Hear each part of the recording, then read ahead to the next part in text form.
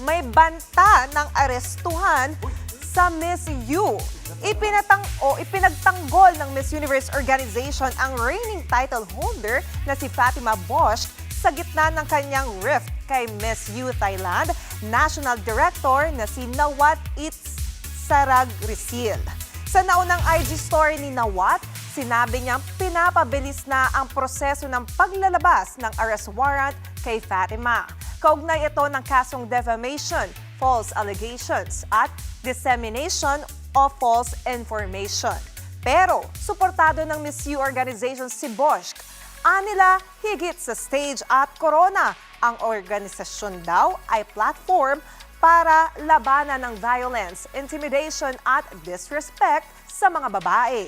Noong depensahan daw ni Bosch ang sarili laban kay Nawat, pinatunayan daw ng beauty queen na isang karapatan ang respeto. Nagsimula ang alitan ni Nawat at Fatima noong November 2025 sa isang pre-pageant sashing ceremony.